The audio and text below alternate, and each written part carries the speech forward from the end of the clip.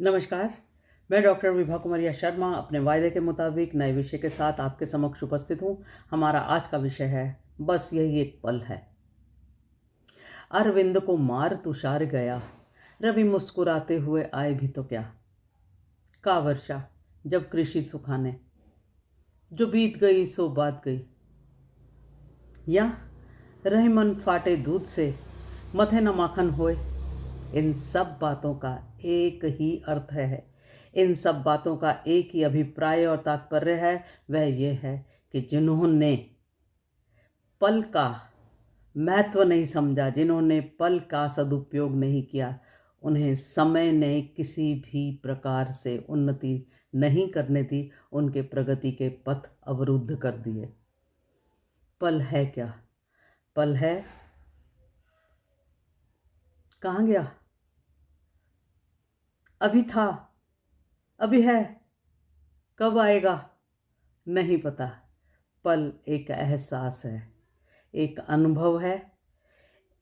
उसे महसूस करने वाले और उसी क्षण में निश्चय लेने वाले, निर्णय करने वाले विजेता बन सकते हैं, यदि उनके निर्णय सही होते हैं।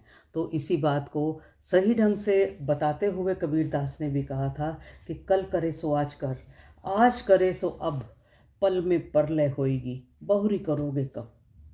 एक बार क्या हुआ कि एक हंस एक पेड़ पर बैठा था और एक शिकारी कहीं से शिकार से थका हारा लौटकर उस पेड़ के नीचे आकर थोड़ी देर के लिए सो गया। हंस ने देखा कि उसके ऊपर धूप पड़ रही है और उसके दिल में दया आई। उसने अपने पंख फैलाकर शिकारी के ऊपर छाया कर दी। शिकारी बहुत मज़े से सोता रहा। उसी समय अचानक एक कौवा कहीं से उड़कर आया। वह डाल पर बैठा और डाल पर बैठने के बाद उसने बीट कर दी और बीट शिकारी के ऊपर गिरी और वो उड़कर चला गया। शिकारी की नींद खुली, उसने देखा कि हंस पेड़ पर बैठा हुआ है। उसने शिकारी ने उसको मार दिया। अगर हंस के दिमाग में उस पल ये बात आ जाती कि इस बात का दुष्परिणाम हो सकता है और हंस उड़ जाता तो उसकी जान बच जाती। गंगा का धरती पर अवतरण, भीष्म की प्रतिज्ञा, चाणक्य का चोटी खोलना, इसके अलावा राम का वनवास, सीता का हरण, द्रौपदी का चीरहरण, कितने ही प्रकार के पौराणिक आख्यान, इसके अलावा ऐतिहासिक कहानियाँ इस बात का प्रमाण हैं कि जिन्होंने अपने जीवन के अनमोल पलों का सही तरह से सदुपयोग किया है, उन्होंने ही कोई ना कोई कीर्तिमान बनाए हैं और किसी न किसी प्रकार के कीर्तिमान की पताका को फहराया है।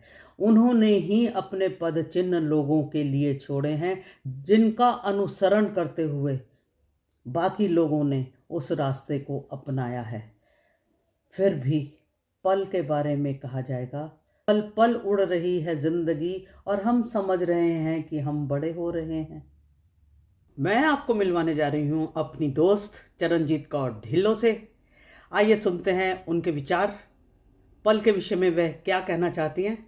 मैं बताना चाहती हूँ कि वह एक प्रकार से एनसाइक्लोपीडिया है, दार्शनिकता है उनके अंदर, मनोवैज्ञानिकता है, इसके अलावा शब्दों की माहिर हैं। वह अपने विषय को किस प्रकार से प्रस्तुत करती हैं, आइए सुनते हैं। नमस्कार। आज मैं जिस विषय पे बोलने जा रही हूँ उसका शीर्षक है पल, टाइम, समा, सेकंड, क्षण। हर पल यादगार होना चाहिए, हर पल सुहावना होना चाहिए, हर पल में खुश रहना चाहिए।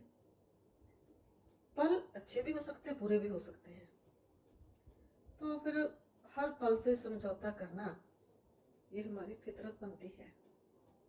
बुरे पलों में चीखने चिल्लाने से तो कोई हल नहीं ना होगा।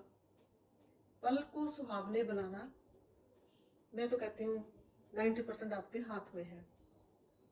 जो कुछ टेंशन वाली बातें होती है, जो कुछ भगवान के हाथ वाली बातें होती है, तो उनका तो फिर हम कुछ कर नहीं सकते ना। जीना है तो फिर खुशी से जियो। जिवें पंजाबी च कहते हैं ना, दो ਪੈਰ ਘੱਟ ਤੁਰਨਾ, ਪਰ ਤੁਰਨਾ ਮੜਕ ਦੇ ਨਾਲ। अपनी मड़क कायम रखो, जिंदगी बार बार थोड़ा मिलनी है। कहते हैं कि ईश्वर का वाईफाई इतना हाईफाई है, ईश्वर का वाईफाई इतना हाईफाई है, जहां भी ध्यान करो हर वक्त नेटवर्क आ ही जाता है। कहते हैं ना कि मौजूद पल में जीना सीख लो। मौजूद, ना भूत में ना भविष्य में रोने धोने का कोई फायदा नहीं है। बार बार जिंदगी में सहारा नहीं मिलता। कोई प्यार से प्यार मिले ये भी कोई गारंटी नहीं है। जो पास है उस पल को संभाल लो, क्योंकि खोकर कोई पल कभी दोबारा नहीं मिलता है। कुछ पल जिंदगी में यादगार बन जाते हैं। कहते हैं कि ना कि पत्थर सिर्फ एक बार मंदिर जाता है, पत्थर सिर्फ एक बार मंदिर जाता है, भगवान बन जाता है। और इंसान हर रोज मंदिर जाता है, फिर भी पत्थर ही रहता है। कहते हैं ना, मन तो ज्योत स्वरूप है, अपना मूल पहचान। गुरबानी का ये कथन है। अपने मन से हम पलों को सुहावने बना दे, अपने मन से अपने पलों को हम दुखदाई बना दे, ये सारा हमारे हाथ में है। कहते हैं ना कि बीते हुए लम्हों की कसक साथ तो होगी, ख्वाबों में ही हो चाहे मुलाकात तो होगी। बीते हुए लम्हों में क्यों जीना, सुकून भरे प्यारे पल, शांति भरे प्यारे पल, उनको इकट्ठा करो और अपने दामन में भर लो। पलों के पासवर्ड को संभाल के रखो, उसकी मेमोरी अपने पास रखो। बस जिंदगी एक जीने की कला है। पल पर पल गुजरता गया और वक्त खुशबू बनकर उड़ता गया।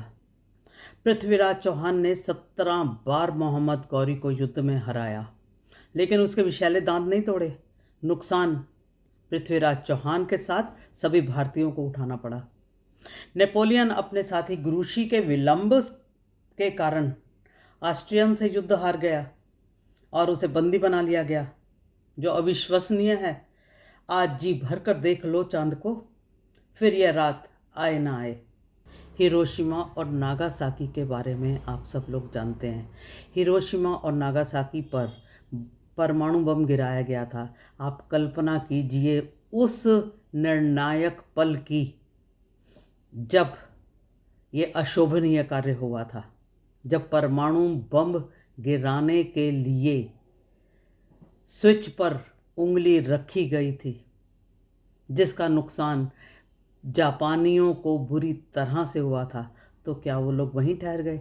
जापान की उन्नति का सबसे बड़ा कारण ये है कि वहाँ के लोग अपने वर्तमान में जीते हैं। वह बीते हुए पलों की परवाह नहीं करते, वह आने वाले पलों के लिए योजनाएं नहीं बनाते, वह वर्तमान में जीते हैं और वर्तमान में जीते हुए अपने उद्देश्य को प्राप्त करते हैं, अपने लक्ष्य को प्राप्त करते हैं। जब जब इंसान ने अपने अनमोल पलों का, अपने जीवन के हर पल का सदुपयोग किया है, तभी उसने अपनी मंजिल को प्राप्त किया है। हर पल जो अभी है वो थोड़ी देर में नहीं होगा, तो उसके ना होने से, उसके इतिहास बन जाने से पहले यह निर्णय लेना आवश्यक है कि हमें इस पल का सदुपयोग किस प्रकार से करना है, किस तरह से हमने आगे बढ़ना है और किस तरह हमने प्रगति के पथ पर बढ़ते हुए कोई ना कोई लक्ष्य हासिल करना है। इसके साथ ही मैं अपने शब्दों को विराम देती हूँ। उम्मीद है कि आपको हमारा आज का विषय पसंद आया होगा। धन्यवाद, फिर मिलेंगे।